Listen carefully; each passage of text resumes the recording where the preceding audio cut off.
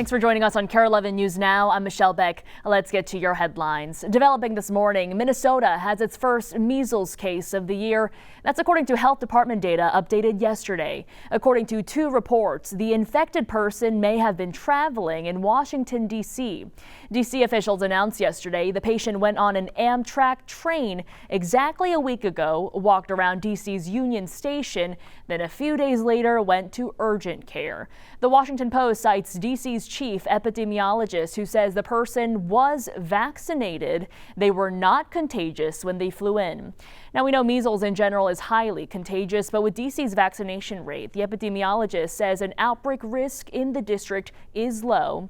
And back home in Minnesota, the Star Tribune quotes the Department of Health, "We are still investigating where this individual may have acquired measles." Happening right now, a judge is ruling on whether former state senator Justin Eichorn will remain in jail until his trial. Eichorn is charged with attempts to solicit a minor for prostitution. He was arrested March 17th and charged in federal court 2 days later. Prosecutors filed a motion this week to keep him in jail until his trial after additional allegations surfaced. Federal prosecutors say Eichorn lied about possessing guns, attempted to get a laptop from his home, and possibly wiped the memory from an iPhone found in that home. Starting June 1st, thousands of state workers will be required to return to the office at least 50% of the time. Overnight, we heard from the unions representing those employees. MAPE and AFSCME say they are shocked and will not tolerate what they call unilateral changes to their members' work. The governor said the move is meant to support the economic vitality of office districts like downtown St. Paul. The owner of the Loon Cafe says he's been waiting for this to happen for 3 years. To create that lunch atmosphere again, to create that revenue stream, it's important that the people come back to work, come back to the offices, and to create an atmosphere that is inclusive. It includes the businesses that are here, that survived, and maybe we can thrive to be better. There is an exception for this new policy for workers who live more than 75 miles away from their primary workspace. Happening right now, more calls for investigations and resignations after a reporter revealed he was accidentally added to a group chat with top government officials. That reporter says they were sharing plans to attack Houthi rebels in Yemen. Well, today, President Trump and his allies are downplaying the incident. NBC's Alice Barr has the latest from Washington. Hi there. Top intelligence officials faced blistering questions in a Senate hearing, repeatedly saying no classified information was shared in that group chat. Democrats, though, don't buy it. They're calling for all the messages to be released. This disrespect for our... On Capitol Hill, growing outrage over that Signal group chat between top U.S. officials discussing sensitive details of impending airstrikes in Yemen, with a journalist inadvertently added. This is utterly unprofessional. There's been no apology. While from the White House, President Trump overnight downplayed the discussions. There was no problem, and the attack was a tremendous success. National Security Advisor Mike Waltz acknowledging he created the Signal thread. I take full responsibility. I built the group. That somehow invited the Atlantic magazine's top editor, Jeffrey Goldberg. We've got the best technical minds looking at how this happened. Goldberg says the chat included Vice President J.D. Vance and Defense Secretary Pete Hegseth, reporting that Hegseth texted information, quote, about targets, weapons the U.S. would be deploying, and attack sequencing 2 hours before U.S. strikes on the Iranian-backed Houthis in Yemen. Nobody's texting more plans. I know exactly what I'm doing. The Atlantic has now released all the texts Goldberg received after repeated claims from President Trump and top officials that they contain no classified information. So at a certain point, I just felt, you know, let our readers decide for themselves. Also on the thread, Director of National Intelligence Tulsi Gabbard and CIA Director John Ratcliffe, who faced a grilling in a Senate hearing, both denying any information in the chat was classified. My communications, to be clear, in a Signal message group were entirely permissible and lawful. There was no classified material that was shared in that. So then if there was no classified material, share it with the committee. You can't have it both ways. As calls for an investigation grow louder. Former national security officials say details of planned military operations, including times, targets, and weapons, are by definition classified. And we're expecting to hear more questioning on this when top Trump intelligence officials testify again today, this time in a House hearing. In Washington, I'm Alice Barr. Back to you. It was exactly a year ago this morning, a cargo ship leaving the port of Baltimore lost power, slamming into the Francis Scott Key Bridge, killing 6 people. And this morning, a shocking report from the NTSB claiming Maryland authorities ignored national guidelines calling for vulnerability assessments on the bridge.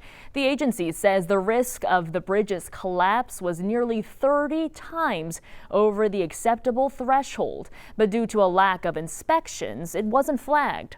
The Maryland Transportation Authority, however, says the ship is to blame. NTSB investigators say they expect to file a full report this fall. Meanwhile, crews are working to build a new bridge. They're hoping to finish it by 2028. Happening today at the Capitol, a new bill being introduced to help understaffed police departments across the state recruit and retain more officers.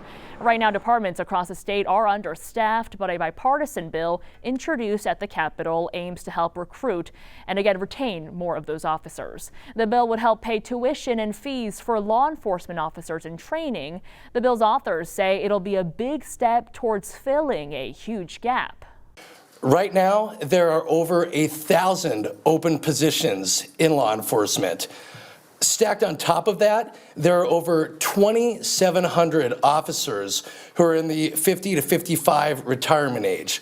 That is over a third of our police officer workforce that is either vacant or set to retire.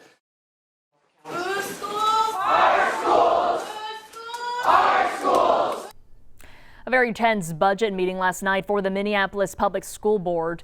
Dozens of people stood up and chanted in protest of any potential cuts, especially those to special education. The board's finance committee was presenting its proposal to address the district's $75 million shortfall. It says most of the reductions will come from the central office and its departments, affecting custodians, food service, and tutors as costs continue to outweigh revenue in districts all across the state. That meeting wrapped up with no doubt hard decisions will have to be made, but what exactly will be cut is not clear just yet. Our Jennifer Hoff has the details. Good afternoon, committee members. What was supposed to be the Minneapolis School Board's regular finance committee meeting was anything but on Tuesday, as dozens of people protested any potential cuts, particularly to special education.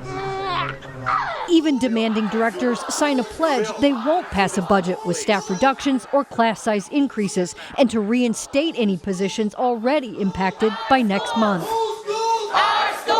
An interruption the board didn't acknowledge. There is a public comment pushing ahead with a presentation about how to right-size the district's $75 million shortfall. Services and positions that no one wants to change. The superintendent saying the central office will be most effective. I want to acknowledge that while I believe this is the right approach given our available resources, it will impact how we carry out our work. There are proposed changes to some of the district's 54 departments that could impact custodians, food service, and tutors as costs continue to outweigh revenue all across the state. In fact, the latest Association of Metropolitan School Districts survey found nearly 50 local districts face a combined $280 million shortfall. Having to estimate what might pass when the legislature finally puts its budget bills together.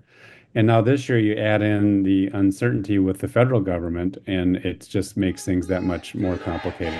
We'll be back! We'll be back! As a budget here still hangs in the balance, so too does the future of many people caught in the middle. And I wish we were not in the situation that requires these difficult choices.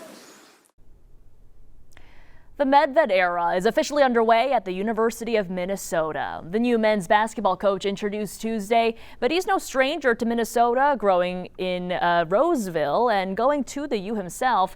He called this opportunity a dream come true. Medved also answering questions about the hottest topic in college sports right now: name, image, and likeness. College athletes are now allowed to make money on sponsorships known as NIL. The new landscape has helped athletes earn more opportunities and revenue, but in recent years, schools like Minnesota have lost players to other schools because of NIL deals. Medved says the Gopher men's basketball program is well positioned to take the next step with NIL. He specifically mentioned Dinkytown Athletes, the collective that helps arrange NIL deals, which fans can contribute to. I believe that the people here are committed to understanding what that looks like as far as raising money. Heck, let's hope people today go out right when we're done with this and join Dinkytown Athletics. Well, he also said today that the U is ready to welcome the new revenue sharing model in college sports. Starting next year, schools may start paying players directly. All that's pending approval from a federal judge. Stick with us. More news and weather is coming up right after the break.